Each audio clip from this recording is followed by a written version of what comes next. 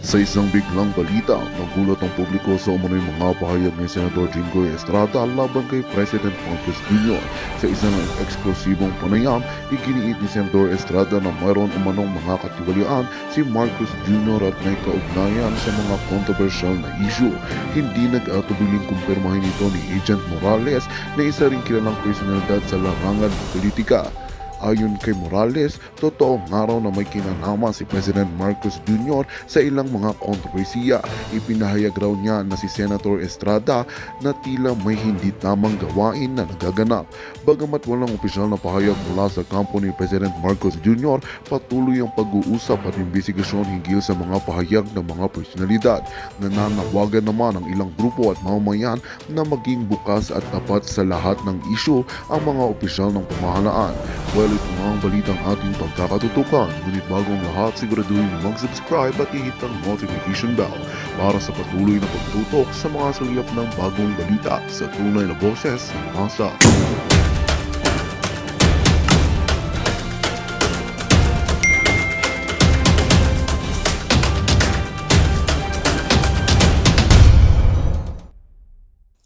Gusto kong magbigay reaksyon sa interview ni Senator Jinggoy Estrada sa mga media personnel, mainstream media, after yung May 7 hearing sa Senado. Grabe ang kanyang mga payag. Una, in-establish niya na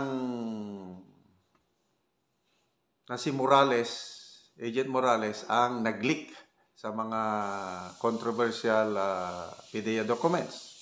Tapos, sinabi niya na walang involvement sa illegal nga droga si PBBM at Maricel Soriano. So, anong basihan niya? Okay, pakinggan natin yung kanyang interview sa mainstream media after yung hearing. Sa kanyang superior, si Francia, wala naman daw natatanggap. Si Francia, nasa yung dokumento. Pwede na sa kanya. Siya nag-leak. Simple lang naman yun.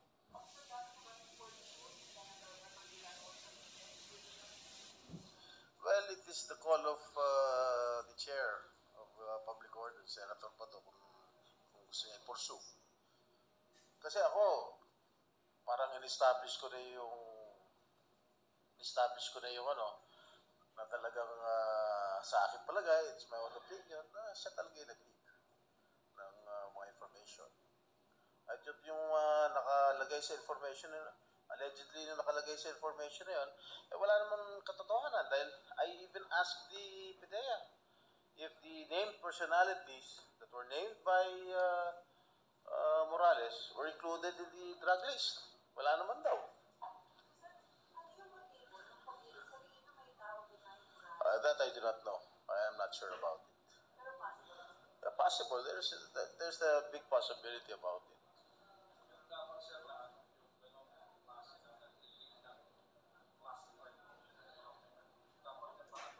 Meron tayong batas tungkol dyan. I read, in my opening statement, I read that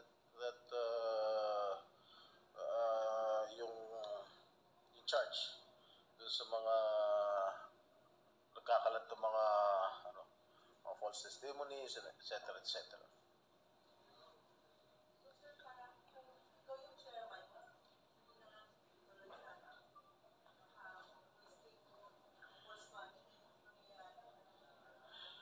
Sa akin palagay, dahil sinabi ko na sinungaling siya, hindi siya pwede pagkatiwalaan, dahil wala naman talagang wala siya ebidensya. Okay? Nilagay niya, ewan ko kung sino naglagay pangalan ni Presidente, pangalan ni Maricel Soriano, kung sino man yung mga ibang mga kilalang personalidad sa show business o sa politics. Wala namang makakapagpatunay.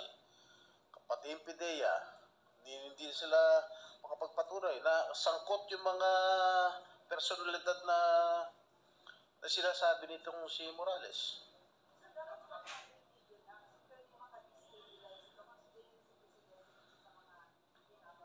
Well, as far as I am concerned, I have already established that the President is not involved. The President is not included in the drug list. And even Maricel Soriano, hindi porket kalyado ko si Presidente, we'll just base it on facts. Diyan lang tayo muna, ha? Inabsuelto na ni Senator Jinggoy Estrada. May hukom na siya na hindi involved sa droga ang presidente at saka si Maricel Soriano as far as this PDEA leaks is concerned. Tapos, in-establish niya na ang fact na ang nag-leak sa document na yon ay si Morales himself. So, ano ang kanyang basihan? Sa kanyang paliwanag, ang basihan niya, PDEA.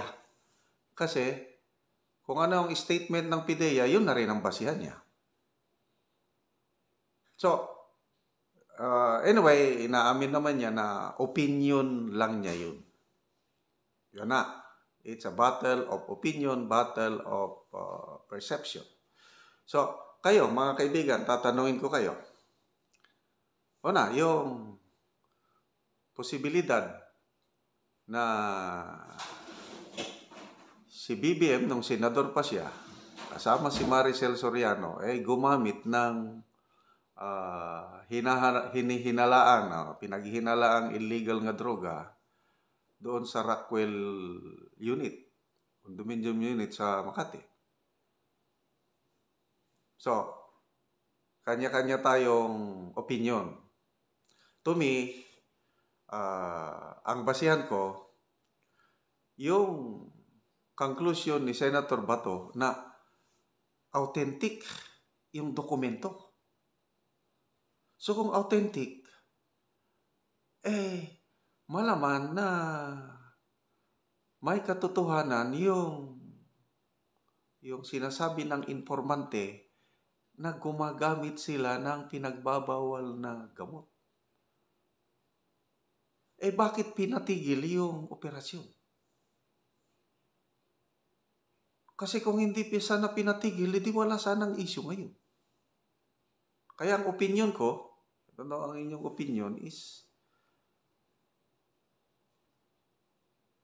ang dokumento na yon is authentic, is dapat maimbestigahan kung may question mark man na ba yung Senator Marcos noon ay posibleng gumamit ng illegal na droga.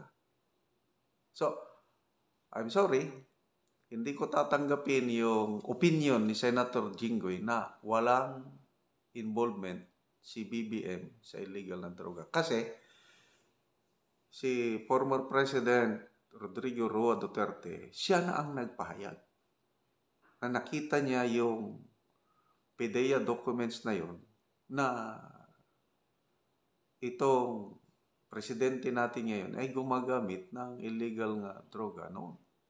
Di ba? So, it's a word between the former president, PDEA, at ito ngayon si Senator Jinggoy na first time niyang mag-attend sa hearing, nag-conclude kaagad. Opinion ko lang ito, may pagkabayas si Senator Jinggoy. Inamin niya sa interview niya na kapartido niya, kaalyansa niya yung he supports President Marcos Jr. Inamin niya yun sa kanya interview. At yung perception ko, perception ng karamihan, yung nababasa kong comments, bias siya. Kasi yung mga line of questioning niya, puros nakasentro sa paninira sa kredibilidad ni ex-PDEA agent Morales. So, binabanggit, inuutingkay ni Senator Jinggoy yung mga kasong naisampa laban kay Morales. Inuutingkay niya yung mga proseso ng recruitment niya noon sa PDEA. Kaya lang, nilecturan siya ni Agent Morales na napakahirap pumasok sa PDEA. And I agree. hindi ka pwedeng makalusod dyan kung may kakulangan kang ano. Yung binanggit ni Agent Morales na si General Santiago, yung naging AFP Chief of Staff, nako, kilala ko rin yan, napaka-stricto yan, magan. Pag tinawag ang isang opisyal na isang magan, nako, hindi ka magsilbi kung may kalukuhan ka. At pinatunayan yun ni Senator Bato na karamihan sa mga empleyado sa PDEA ay galing sa PNP, lateral entry.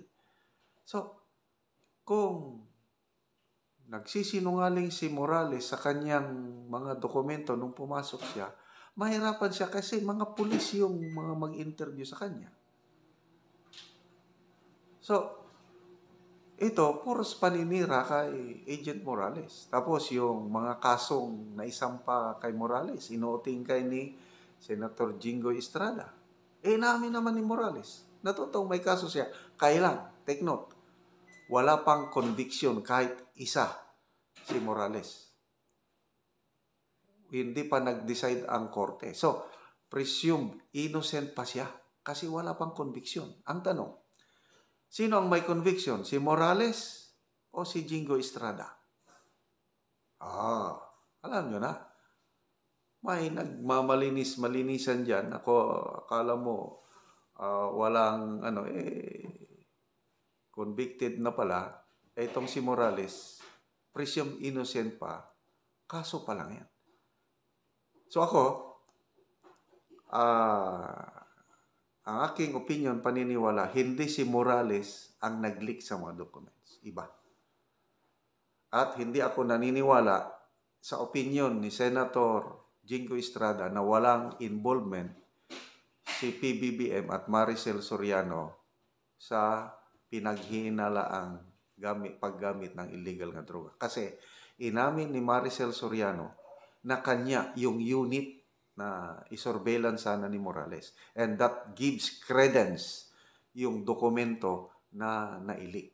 So, anyway, nasa inyo na ang pagpasya.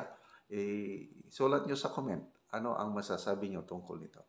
Attorney, more than yung authoritarianism, more than any of that, from my perspective, ang nakikita ko dito is someone who is not fit to be president. He's not, who has lost his executive and global functions because of chronic and lifetime abuse of cocaine. So, I think basic to all of this, ito nakikita natin kabalastugan. I don't think he's aware of so many things. I don't think he's aware that he is being authoritarian. I think that he's not aware when he says that he wants to de-escalate tensions by not yung water cannon. I don't think this man is even present mentally. No, so yan yung pinakamalaking problema ng Pilipinas, that we have a president who is empty. No, he is fractured and really hindi talaga kaya, attorney. So ito talaga yung pinaka-basic over as a president, of course, you know this, there are decisions that you have to make every day. Every day you have to make decisions, no, important decisions that will affect the lives of millions and the destiny of a country. And he's not up to it. Hindi niya kaya. Attorney Valera, ma'am. Sir, would you like to react? Sige, sir. Eric, duduktuhan ko lang bago ko malus yung aking thought doon. Yes. Yung ikakawin ko yung sinasabi ni Dr. Leray, itong usapin ng proteksyon ng ating karapatan sa malayang pananalita, mapayapang pagtitipon, at pagtanggap ng mahinaing, hindi yan pribilehyo. Hindi yan pribilehyo na binibigay sa atin ng anumang otoridad, kundi iyan ay tandaan natin likas na karapatan na nakasaad mismo sa anyo ng ating saligang batas. Yan ang dapat tandaan natin. Ngayon yung issue, alam natin na bukod dito sa geopolitical tension na nangyayari, ay yung integridad ng ating bansa ay nakasalalay, katulad na nabanggit mo, Dr. Erlane, dahil nga dun sa pananabutan ng ating pinuno, yung seryosong akusasyon na paggamit at in all probability na maaring merong cocaine addiction ang Pangulo natin ng kailangan na napag-usapan na natin ito ng voluntary drug testing para sa kapakanan na rin niya at lalong-lalo na sa kapakanan ng ating bansa, no? So, yung paglalahad, inuulit ko, yung panawagan natin, objective ang ating panawagan kay Pangulong BBM. Yung paglalahad at voluntaryong pagsusuri sa droga. Dahil alam naman natin yung ating pagtingin at pananaw sa presidential office, pamumuhan, yung tiwala ng sambayanan, bahagi yan yung katatagan ng ating bansa. So, dito sa mga ganitong seryosong aligasyon, dapat harapin yan. Hindi tayo, we cannot just simply sweep that under the rug. Kumbaga, no? Okay. So, mahalaga ito dahil siyempre, gusto natin na kung totoong nagkaroon ng ganyang seryosong akusasyon na talagang gumamit na iyan ang patungo ng mga ebidensya, ay alam natin na nilabag niya ang Comprehensive Dangerous Act of 2002. At alam natin na probable na kung patuloy pa siya niyan ay dapat kung ayaw niya mag-voluntary testing, hindi ko lang alam kung sinong may tapang na mag-initiate ng impeachment for conduct unbecoming of a president. Yes, Attorney Valera, nanonood po sa atin ang sambayan ng Pilipino, Ma'am Lorraine, at ngayon po ay makakapanayam natin maya-maya lang in a very short while si Ginoong Ernesto Quijano. Siya po ay events organizer ng Maisog Rally sa Dumaguete City na ngayong umaga na relay ni Ma'am Lorraine officially through them na ito po ay pinabarikadahan ang venue na Freedom Park sa Dumaguete City ng gobernador na si Governor Sagarbarria at illegal ang order na ito, ipinatupad ang illegal order ng Philippine National Police. So, we are trying to connect now sa main group ng events organizer ng Maisog Rally na si Ginoong Ernesto Quijano. But while we are trying to establish line with him, Ma'am Lorraine and Attorney Valera, first time natin nakita na ang isang gobyerno na nagpapakilalang demokratiko at ayaw nang maibalik sa madilim na gapos at pangil ng tiraniko na paghahari at diktadura dahil yun ang ikinapatalsik ng kanyang ama, ay ngayon ay nagkukunwaring mabait subalit pangil ng diktadura ang nararamdaman sa ground doon sa mga mapayapang pagkilos ng mamamayan na hindi na natin nakita in the last 40 years or so. Attorney Valera, how shocking is this under the Marcos Jr. government? Very shocking yan. Alam mo ang aking posisyon yan, kahit i-cancela nila yung permit ng rally at barikadahan nila yan, kung itutuloy ng hakbang ng maisog ang rally ito at ipakita na ito ay isang mapayapang pagtitipon, hindi natin pwedeng pabayaan ang paulit-ulit na pagpigil sa lehitimong mga pahayag ng malayang pananalita at mapayapang pagtitipon dahil naglalarawan niya ng isang madilim na larawan ng kalagayan ng demokrasya sa ating bansa katulad na nabanggit mo ka, Eric, no? Kaya nga, ngayon parang yung I'm being emotional na nababahala ako na yung paggamit ng politikal na kapangyarihan ng local officials na may basbas ang Malacanang upang supilin ang lehitimong disensyo ng oposisyon ay talagang ito ay hindi tatak hindi po ito tatak ng isang lipunang demokratiko kundi isang tatak ng isang dictatorial na rehimen. Klaro. Ma'am Lorraine, ituloy po natin itong ating mga rally. Sana ituloy nila yan at makikisa po tayo sa patuloy na mag-create ng tinatawag nating atmosphere, hindi lang din sa Pilipinas, kundi dito sa Amerika para ipaliwanagan ang mga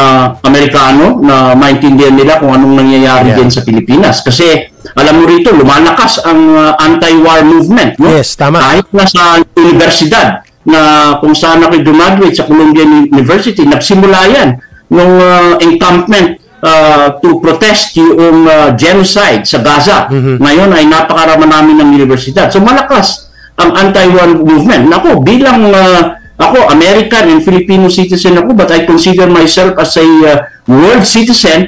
Napakahalaga po niyan. Ayaw kong gamitin yung binabayad kong buwis upang painitin at magkaroon ng gera kahit sa anong bahagi ng mundo kasi disipulo ako ng kapayapaan. Ayun. Ma'am Lorraine, briefly, would you like to interact kasi nasa linya na si Ernesto Quijano? Attorney Vanessa and Sabadell, sabi kasi let's just bring him in na, Eric. Okay. Hold your line muna, Ma'am Lorraine and Attorney Valera, sapagkat we will get the direct information now from the representative directly of the core group ng mga organizers ng hakbang ng maisog protest rally ng mamamayan sa Dumaguete City. Let's bring in Ernesto Quijano. Sir, are you there on the line now? Ini-establish pa yata ulit, naputol na naman ang linya. Ma'am Lorraine, go ahead po for your interaction. Sinabi ni Carl yung kasi attorney na yung survival ng humanity ng sangkatauhan, sometimes it really just depends on the psyche of a man, of humans, of our leaders. So diyan tayo namimeligro, ang survival ng Pilipinas ngayon ay nakasalalay sa isang napaka-fractured na vessel, isang gumagamit, isang durugista, So yung nakikita natin kasi ngayon, yung I like what you said, likas na karapatan, inalienable rights. Kahit yun, yung mga atraso niya dito, tuloy-tuloy, sunod-sunod, as if he's not aware of it, of what he's doing. And most likely he isn't. Most likely he is lulunga sa droga. We already all know what that means. So dito nakasalalay ang ating bansa. Inalienable rights, ang ibig sabihin nun, kahit napanganak ka na wala kang extremities, wala kang ilong, na mentally you are challenged to the point where very basic na lang ang functions mo, dahil tao ka, meron ka pa rin karapatan, mga karapatan na hindi pwedeng tanggalin sa'yo.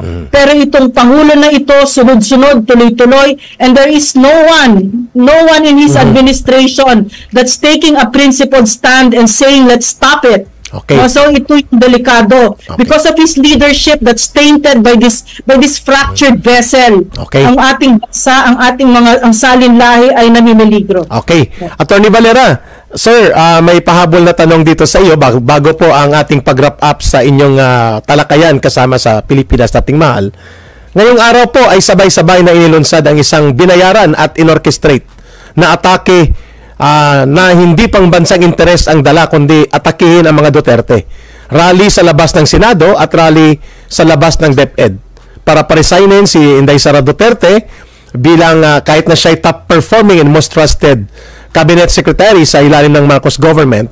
At ganun din po ang panawagan na pumasok ang International Criminal Court na bogus at walang karapatan na makialam sa bansa natin sa Pilipinas, ay nananawagan silang arestuhin si Duterte at tanggalin sa Pilipinas. Obviously, ito po ay isang matagal ng plano na atakihin at i-focus sa mga Duterte ang mga pagkilos para mahiwalay at mapagtakpan ang lehitimo at mas nakakapangibabaw dapat na mga issue ng kapalpakan at kabulukan sa gobyerno, korupsyon, ang kanilang diskarte sa konstitusyon na ito ay kanilang abusuhin, ang pag-abuso sa pondo, at pati na po ang tapang-tapangan ng gira-girahang direksyon ni Marcos Jr. All of this, pati ang panunumbalik ng mga diktadura, gusto nilang pagtakpan ng atake laban sa Duterte sa mag-ama, kay Sara Duterte at kay Rodrigo Duterte, at milyon ang pinundo nito. Attorney Valera, at ang mga pulis nagpapapicture pa kasama sa mga grupong ito at binibigyan sila ng malayang mga espasyo, samantalang nagbabarikada ang pulis sa may Freedom Park sa Dumaguete at binarikadahan din sa Bustos. Attorney Valera, your reaction? Malinaw na malalimang planado yan, yung mga nangyayaring yan, no? Kahit na unahin natin yung mobilisasyon na kung saan ay sinisigaw nila na papasukin ang ICC, no? Bagamat alam ng sambayan ng Pilipino at alam ng nakakaintindi ng batas ng ICC na magmula noong March 2019 na nawala na tayo sa membership ng ICC, ay wala ng jurisdiction ang ICC sa atin. Pangalawa, alam natin na yung batayang prinsipyo ng complementarity principle, habang ang hukuman ng ating bansa ay bukas at functioning well and normally na po nagpa-function naman po yan, ay hindi po pwedeng pumasok ang foreign na intervention. At sila ang mamayagpag at mag-rule sa ating judicial system. No? And of course, malinaw din naman yan kahit na mga bansa. Naalala ko tuloy ka Eric and Dr. Lorraine. Alam mo ba, inisyuhan ng warrant of arrest si President Bush Sr. Doon sa Iraq War. Tama. No? Ng ICC. Pero of course, hindi i-respeto yan ng Amerika kasi ito nga yung pinapanukalo ko noon pa na may batas kasi sa Amerika, pag tumuntong ang any ICC officer or judge para i-issue yung warrant of arrest, doon pa lang sa airport ay a-arrestuhin na sila. Sigurado yun. Pero of course, dahil ang pinakamabigat dito, ang ICC, kaya ayaw ng India, ng China, ng US mismo, ng Russia, dahil wala ngang accountability at subject sa manipulasyong politikal. Tama. So kung makikita natin, nagagamit itong mga loyalista ngayon na mag-rally kahit hindi nila alam yung malalim na usapin dito. Of course, yung kabuuan, doon pa rin sa mobilisasyon against yung anti-Duterte mobilization. Yung direct atake kay former President Duterte tsaka kay VP Sara, Yes. na kung saan ay malinaw na alam naman natin yung kakayahan ni VP Sara at alam natin yung paano niya tinataguyod ang Department of Education bilang kabinete ni PBBM at pinagaganda niya ang takbo nito. Klaro. So alam nila kasi political threat siya at siya yung susunod na presidente at pangulo ng Pilipinas. Ito yung hakot at binayaran na walang kabuluhan sa pambansang interes na uri ng mobilisasyon. Equivalent ito sa tinatawag noon, Attorney Valera, na fascist mobilization during the time of Hitler. At ang contradiction mo, ang irony mo dyan, sasabihin nila, malaya sila. Voluntaryo silang nagrarally. Malaya sila. Pero yung mga tumututol at nire-raise yung mga fundamental na issue sa ating sambayanan upang mag-raise ng awareness, nandun, binabarikadahan o kinakansela yung permit. Tama. At hindi nila malaman kung anong gagawin. Pero sa ganitong ginagawa nila, lalong lumalakas yung pagkakaisa at yung pagkondena ng sambayanang Pilipino sa mga aksyon na ito, no? Dahil humihingi tayo ng kalinawan at humihingi tayo ng pananabutan ng administrasyon ito. Exactly. Ma'am Lorraine, your final interaction bago ang final message ni Attorney Valera. No, Attorney Valera, yung just to continue what you're saying, ang nakakagalit kasi dito yung ang napakababa ng diskurso at ginagawang tanga ang Pilipino na alam naman na dapat ini-educate ang taong bayan, 'di ba, na hindi tayo miyembro ng ICC, etc. etc. Naputulata ang line kay Ma'am Lorraine, mga kababayan. Pagsusutong ng pagmamangmang ng Pilipino ay tinutuloy-tuloy nila, no? So that's one of those other things na nakikita ko na ginagamit ang mga kababayan natin na nangangailangan at nagiging mababa ang level ng diskurso. Na mahalaga yon sa isang demokrasya na mataas ang level ng diskurso natin. Yan yung nakikita natin katulad yung stage na drug pass ni Bongbong Marcos, no, na talagang makita mo ang baba talaga ng kalidad ng pangulo na ito, no? Yes, ma'am. Ma'am, may pahabol na tanong kay Attorney Valera before ang ating pasasalamat sa kanya. Attorney Valera, bukas po magkakasabay ang binubusalan at nilulumpo na demokratikong pagtitipong mapayapa sa Negros, sa Dumaguete, dito sa pagpapatuloy ng Senate Committee hearing on the PDLX. At marami po ang gustong pakinggan at makita po ang daloy ng revelation ni Ginoong Jojo Morales para sa pagpapakita po ng main issue dito kung mayroon bang koneksyon sa pananagutan, accountability, competence, and mental health of the President, yung mga nangyaring hindi natuloy at binusalan at ginipit na operation na involve ang asawa niya at ang former Executive Secretary, the second or the top highest cabinet official of Noynoy Aquino, si Paquito Ochoa, nakabarkada at ka-office mate or law firm partner ni Lisa Araneta, all of these things ay pilit tinatabunan nitong mga fascist mobilization, pasistang pagkilos at mga pangbubusal sa pagkilos ng mamamayan. How do you look at the importance of the Senate Committee hearing and the Maisog Rally na magkasabay na daluyong ng pagdaloy ng sentimentong totoo ng pangbansang usapin at interes ng mamamayan?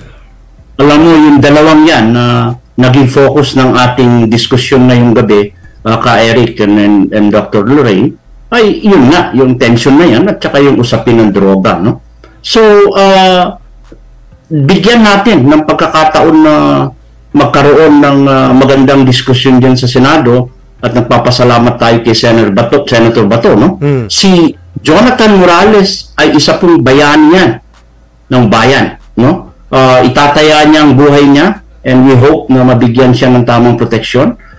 Isa din dyan na potential na maging bayani dahil nakakaalam kung anong nangyari ay si Maricel Soriano. Hindi ko alam kung siya ay tetestigo. At kung tumestigo man siya ay mabuti yan at magkaroon ng isang kapaliwanagan. No? So mahalaga yung sundan natin ang itong revelation na mangyayari dito sa Mayo 7. No? So doon naman sa Maisog Rally, tama yung sinasabi ni Dr. Lorraine, tama ka Eric. Patuloy talaga nating dapat itaas ang ating mga tinig na manindigan ng matatag sa harap ng tiraniya at pag-aapi. No? Ito na yung nangyayari. Pabayaan natin ang rally ng Hakbang Maisog na maging isang tinatawag nating tanglaw ng pag-asa. Isang simbolo ng ating pagtibay at determinasyon. Sapagkat makikita natin na yung pagsulong ng Hakbang ng Maisog ay lalakas yan sa buong kapuluan, no? Dahil malinaw yung tinig ng pagkakaisa at yung lakas ng isang pakikibaka para sa isang tagumpay. And I always pray na tayo ay magtagumpay para sa sambayan ng Pilipino.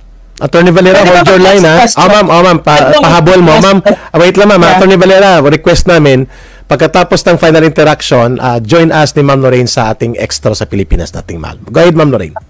Attorney, sir, may tanong ako sa iyo kasi dami kong actually gustong itanong sa iyo kasi ikaw ay isang profesor at napakabuting estudyante ng kasaysayan, no? So, what I find really interesting about all of this is how a Ferdinand Marcos Jr. cannot learn from his namesake, no? And he's doing the exact same thing, same exact mistakes of his father. What does history teach us about people like this? And ano yung itinuturo ng kasaysayan sa isang bansa na hindi pa nanupil?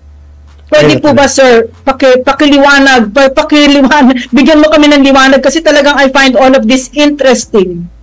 Go ahead, sir. Alam mo, mahirap tignan kung ano yung pagbasa o paano natin babasahin ang isipan ni Pangulong BBM, no?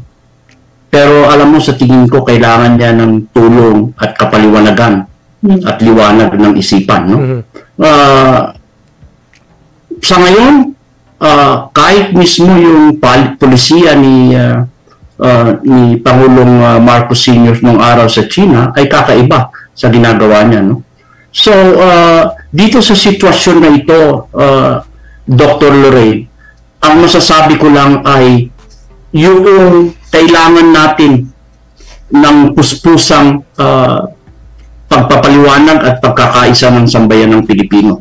Dahil dito ay nakikita ko na kung hindi mapapaliwanagan si Pangulong BBM, ay magkakaroon talaga ng isang makasaysayan na conflict, hindi lang sa different political forces internally sa ating bansa, ay palalawakin pa yung unrest, political unrest, dahil sa geopolitical tension, dahil sa napipintong gera na hindi naman dapat natin pasukin. So, I always, in my perspective, Dr. Lorraine,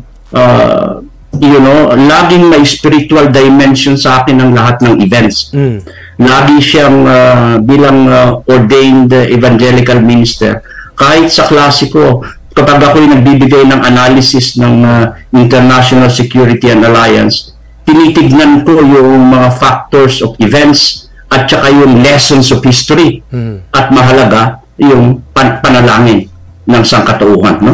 So dito, again, malaki yung challenge na hinaharap natin dito. Dahil hindi ito simpleng pagbibitiw ng kapangyarihan, dahil alam natin na maraming local government forces at mga tinatawag nating political forces na would be dreaming of exercising the very same political powers. Tama. Unfortunately, ay naaabuso ang ganitong kapangyarihang politikal, kaya nawawala yung pinaka-essential ng demokrasya. Attorney Valera, Ma'am Lorraine, ang rejoinder ko doon sa tanong na yon. Ang mga diktador at mga mapang-alipin at mapang-api na mga leader sa pamahalaan at kapangyarihan, nagaganap at nauulit po ang pag-abuso at hindi sila natututo sa kasaysayan at karanasan sapagkat wala sa puso nila ang interes at kabutihan ng mamamayan. When the interest of the people is absent within the heart of the leader at ang interes niya ay personal at kabutihan ng kanyang pamilya at ng kanilang mga kamag-anak at hindi ang totoong kabutihan ng buong mamamayan, ang pag-ulit ng kamalian at pagkawala sa matino na desisyon pabor sa kabutihan ng mamamayan ay mauulit kagaya ng nangyayari ngayon kay Bongbong Marcos Jr. Why did Duterte, for example, Rodrigo Duterte, did not cling to power at walang sign na siya'y magkamal ng kapangyarihan at yaman sapagkat wala sa puso niya ang interes na personal lamang kung bakit siya nasa pamahalaan at namumuno ng bayan. Interes ng mamamayan ang kanyang tinayaan at kung kaya hindi niya inuulit at gagamitin ang kapangyarihan para sa personal na kapakinabangan ng kanyang pamilya at sarili. Ito ngayon ang wala kay Bongbong Marcos Jr. Ang kanilang pagbibingi-bingihan, pagbubulag-bulagan at ang kanilang insensitivity to the highest degree sa nararamdaman ng mamamayang Pilipino ay isang patotoo na hindi mapipigilan ang pag-ulit ng kasalanan at kaganapang naganap sa kanyang ama sapagkat wala sa puso nila ang interes ng sambayan ng Pilipino.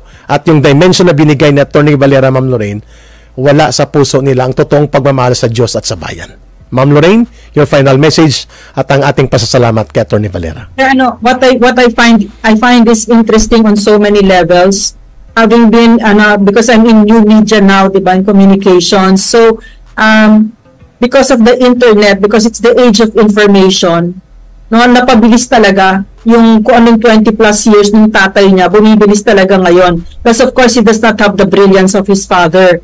So I find it really interesting how yung expressing our freedom, no, has taken a different form, and that I'm sorry to tell the Marcos administration, they don't understand the nature of the beast of this age of information, because they are fantastic liars left and right, no? And it's the age of information. People know that you are liars. Claro. So now you've lost the trust and nagplummet, no? And this is what I don't understand about this administration.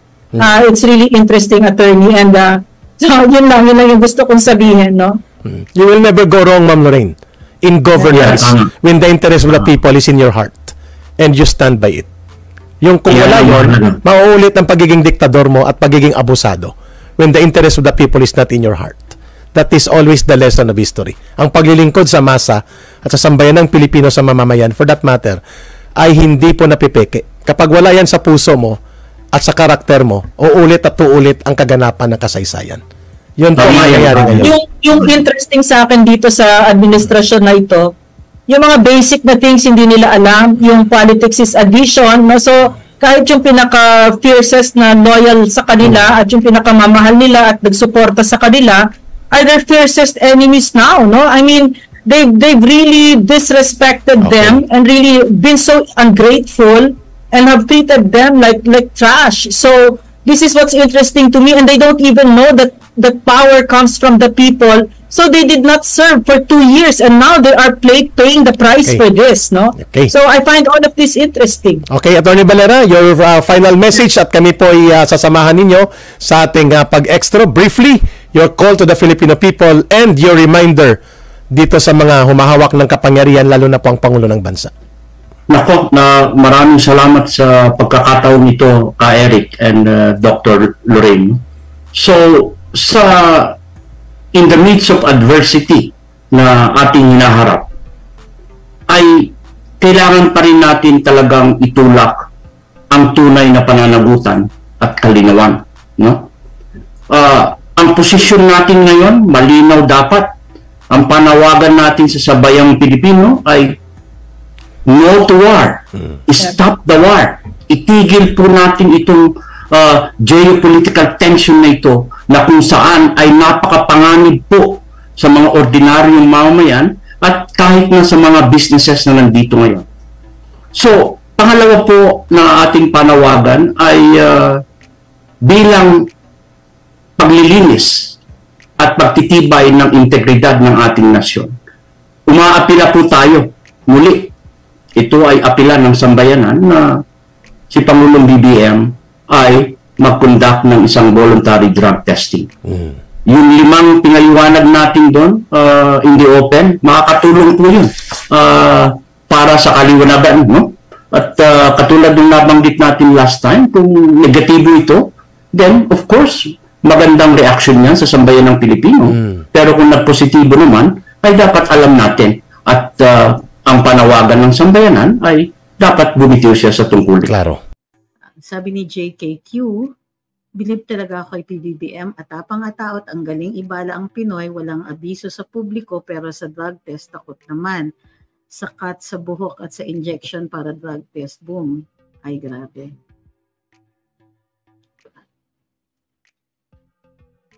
Sabi ni Ma'am Lori, baka naman po kahit tall armies, ayaw na rin sa kanila, pera-pera lang talaga. Sabi ni Andy, bakit kaya nauto ng US si BBM? Wala pa tayong data on the puro speculation pa so far, and I don't really want to indulge in speculation. Gayon pa man, you can take a look at his background and his history and find out kung ano doon would have compelled him or would have made him predisposed dito sa mga kano. Sabi ni Roger, productive yung additional basis. Talaga. Paano naging productive yung naging attraction tayo?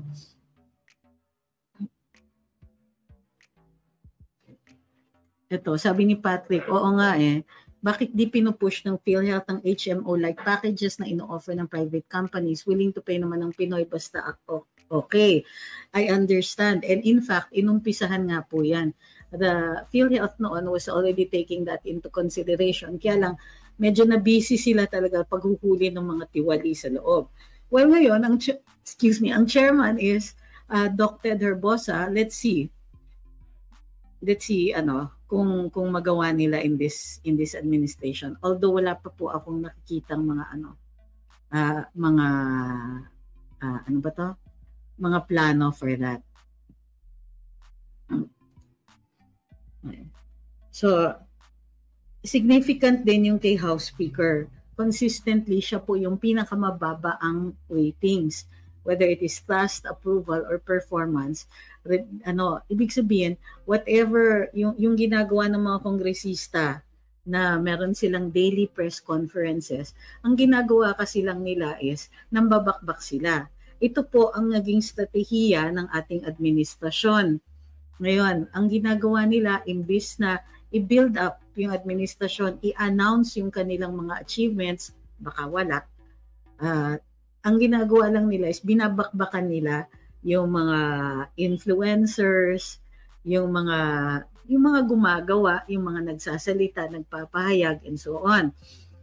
It also becomes increasingly clear base dito sa ating sa trust and approval ratings that it is all about the basics. It is all about what they can do for the people. Syempre, dahil nag-overpromise at nag-underachieve, makikita natin na hindi naman kagulat-gulat na bumababa ang kanilang mga ratings. Bukod pa dito, it might also indicate how profoundly influential the former president is. Kasi, yun nga he has placed himself squarely in as a critic of the administration. And ilang beses na niyang inaddress ang taong bayan regardless of the mixed message, the occasional mixed messaging, then we can see very, very clearly that kahit paano hindi dinidisregard yung kanyang panayam, kumbaga, di ba? Okay, sabi ni Roger, against naman pala daw siya dun sa additional basis. Okay.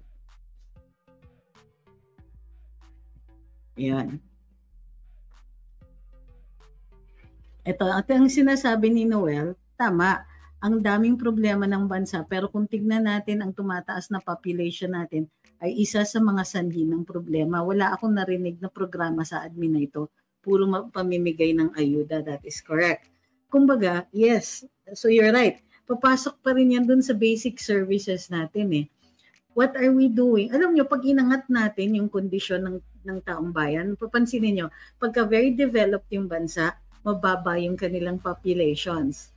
So, gawa na rin yan ng increase in awareness due to education, due to better spending capacities and all that. So, nagiging mas matalino sila pagdating sa finances, mas natututo din ang mga ordinaryong mamamayan mag-invest, and so on. So alam din nila, matututo din sila doon sa kanilang mga capacities to earn and capacities to support their families. Dito kasi, dahil nga sa kakulangan dahil sa very strong influence ng Catholic Church, although available naman ang mga birth control and so on, education pa rin ang malaking kakulangan and awareness. So, at parati kasi ang target puro mga kabataan. And I get it, oo, importante yon. Pero yung mga married couples din that don't want more children, kailangan bigyan din sila ng access to birth control. And you are so correct dyan, ma'am.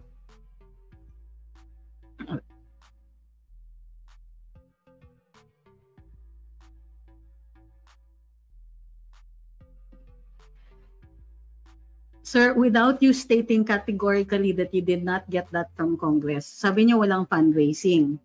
There's no money fundraising involved. Matagal na kayong existent. Yes, but ang grupo ng People's Initiative ginamit lang ng Congress. They realize na makapangyarihan pa lang. So, therefore, yung ayuda na binibigay ninyo, galing po yan sa Kongreso. So bakit kailangan magbigay ng ayuda kaakibat ng charter change? Hindi nyo kayang mag-convince ng mga tao without money? So, yes, I get it and I'm giving you space here. Pero ang sinasabi ninyo, ginagamit lang kayo ng Kongreso and now I remember who you are. So, walang problema. NGOs, ginagamit talaga ng Kongreso yan to execute certain projects and that's not illegal. But the problem is, ano yung purpose ng pagbibigay ng ayuda? Number 1. Number 2, what have you done to raise awareness about it? Right now, ang ginagawa ninyo, kayo po ang tumutulong doon sa pagpapapirma. Nag-a-assist kayo. And although that's not illegal, it's still that. And aminado kayo ngayon na Kongreso ang nagbibigay sa inyo. Dininay po ng Kongreso yan ilang beses na they have anything to do with People's Initiative. May clearance po ba yung pag-amin ninyo na ang Kongreso ay involved dito? So again, hindi po inuuna ang pagpipirma doon sa education or doon sa awareness campaign. Inuuna po ang awareness campaign. And I'm sure kayang-kaya nyo po. Mas sang-ayon pa po ako sana kung binigay na lang sa inyo yung dapat para sa ayuda para makapag-conduct kayo ng awareness campaign prior to the signing. Pero alam po natin at alam din po ninyo na may hinahabol silang timetable.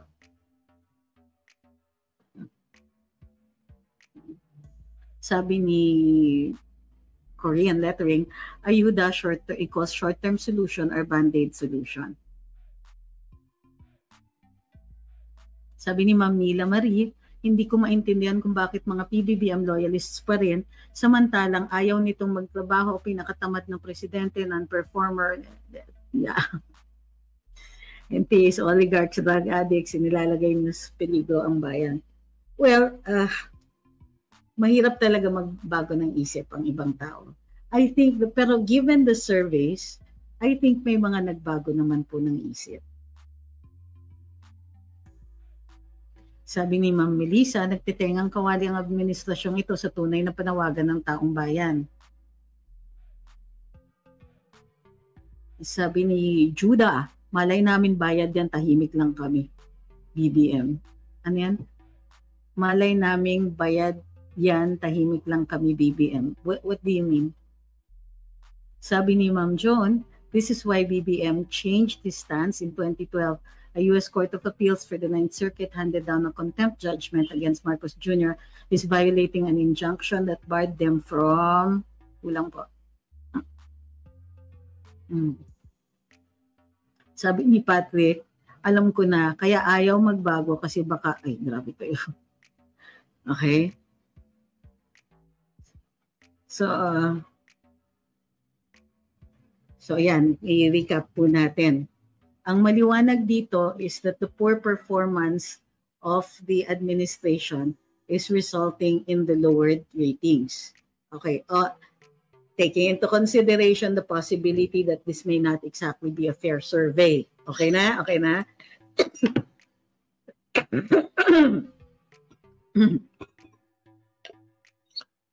Sa akin kasi, may, kumbaga, based on my experience, tumutugma siya. Holy cow, thank goodness for tsa. Tumutugma po siya doon sa mga nakikita natin both online as well as sa mga nakakausap natin offline. Hindi lang po ako tumitigil sa kung saan-saan and have my, habang nagtatrabaho, umiikot din po kami at kinakausap ko ang ilang mga tao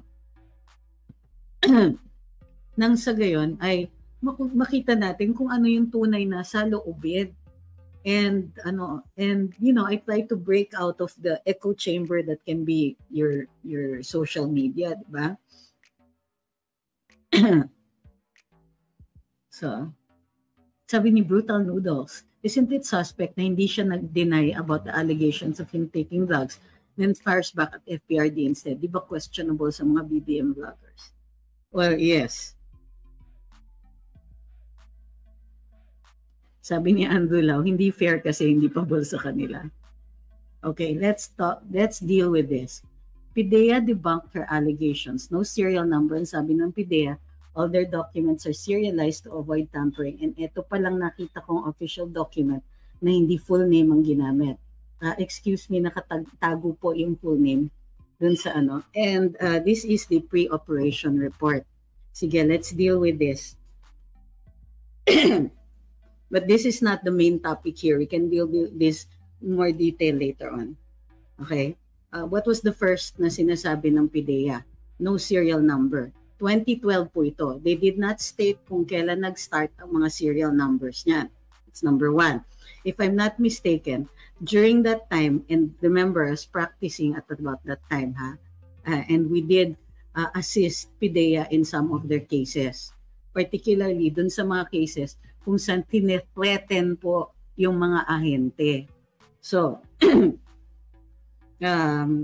na ang pagkakaintindi ko, but I could be wrong, is that it was President Duterte's policy yung mga serial numbers and mga barcodes. And although may mga barcoding na since ERAP's time, they started with the President's Office, the Office of the President. Tapos hindi pa lahat ng mga by 2012, hindi pa po lahat ng ahensya ay computerized tracking system. Okay, let's start with that. Number one yan. Hindi full name ang gamit. Remember when you are talking about law enforcement, and yes, I was a criminal defense lawyer and I assisted also in the prosecution of certain cases. Hindi po. This is the requirement under criminal laws. You don't even have to give a name. In fact, if you sufficiently describe the person, then that is enough. You don't even have to give a real name. Pwedeng alias, pwedeng nickname, known as. So, yan po. Ngayon, ang nakatakip dyan is yung agent, kundi ako nagkakamali. So, all of these reactions, lock, stock, and barrel, believing one side without taking any consideration to the other side is problematic. Bakit? Okay, so there's an assertion. The assertion is made on the part of those who are holding the document. So that's an assertion. May lumabas the denying the assertion. So what happens now? You have two different sides. What people are doing is tumapalig sila sa isang side alone, simply because there was a denial. No, what does a denial do? In the absence of evidence. Kasi basically, itong sinabi niya, itong sinasabi niya. She said this, they denied it. Okay? So pareho na. What it means is the fact is controverted. In a legal proceeding, when you assert something, if it is not denied, it will stand. It will be because nga it's not denied. That's why we always ask, why did the president not deny the drug use allegations made by the former president? So, in argumentation, if you fail to deny it, then you admit it. Okay, so PIDEA has to deny. Of course, they have to deny it. Bahala na si Batman how they're going to disprove when the actual document is produced. Okay? Ngayon, documents are serialized to avoid tampering. Oh, yon. So we've discussed your two allegations. Let's go into a third one. AI daw yan. While we cannot discount the possibility of AI, number one, you also have to understand the limitations of AI. Paano nila gagawin yung signature? Remember, those were not complete documents. Now, again, because this is a public discussion, we cannot discount the possibility that either side could be correct and either side can still be wrong, because the final arbiter of that will be the courts, or in this case, the possibility of an impeachment court, which is rarely about the law but really about numbers.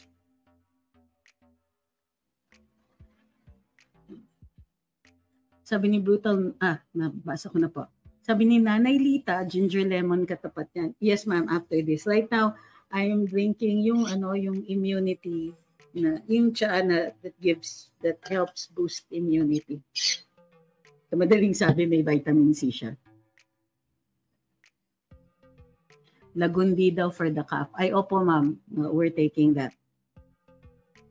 Sabi ni Nanay Lita, kung nababasa lang sana ni BBM lahat ng comments natin talaga, sasabihin ko sa kanya, lubayan na niya ang gera effect at tumino siya. I'm sure you have the superiority of age, madam. Sabi ni Ma'am ni RG, gandang tanghali, sobrang init, 2 digits ang binaba ng rating ni PBBM. Sign na yan na walang tiwala sa kanyang mga tao, mag-resign ka na lang para lumamig naman pakiramdam namin. Ayun ba yun? Sorry sir, ngayon ko lang na-gets. Sabi ni Nanay Lita, kung anak ko yan si BBM, talagang mapapalo ko siya. Huwag naman po. Baka ma-child abuse. Sabi ni Sir Omar, kahit anong gawing pagdodoktor ng PIDEA sa docu, medyo nabisto na sila. Ang tanging pagpapatunay ay kung sino nakapirma sa docu. Wait a little at mabibigla na lang kayo at walang lihim na hindi nabubunyag, PIDEA. Alam nila actually, alam nila kung kanino nanggaling yun. Meron din naman tayong mga sources sa loob. And they were anticipating this. Kung kaya't yung isang source, they're now working to discredit him or her. High dose vitamin D, vitamin Z, and D. Yes, ma'am. Maraming salamat po sa concern. Ito. Sabi ni ma'am, ni Raiki, half glass honey, 8 to 10 kalamansi. Alay! Di ba masakit? O sige po. Ang Ma'am Lea says, ang nakakainis sa mga ibang Congress at Senado, sobra nilang ginagawang tanga ang tao. Lalo na itong mga troll na lagi na lang makipag-argumento na hindi i-accept ang mga katotohanan na announcement ng mga payo nyo. Well, alam nyo, tayo, nag-exercise tayo ng ating freedom of speech. Pwede naman nilang hindi tanggapin yung ating mga ang ating mga analysis, yung ating mga well-meaning advice and so on. Pwede rin naman silang hindi makinig. It's not illegal. Pero dahil ang kanyang mandato ay nanggagaling sa taong bayan, dapat concerned siya. Sabi ni Ma'am Christine, hindi po ba ang expose ni Maharlika, hindi natuloy ang operation kasi may cabinet member ni Pinoy na nag-intercede. So why would a draft be filed and have a serial number? Good point, ma'am. Good point. Sa akin, systemic kung are you sure may sistema na nun? And did they do the back serialing, kumbaga. So, hi kay Harold, nanonood siya sa TikTok. Hi kay Ma'am Princess Emily, kay DM Locks. Thank you for subscribing. Okay. Hi kay Christopher Angeles, nagpadala po siya ng rose. Kay Jars 2028. Kay si Roger talaga nag-subscribe para makapag-comment. Maraming salamat. I think talagang TikTok ang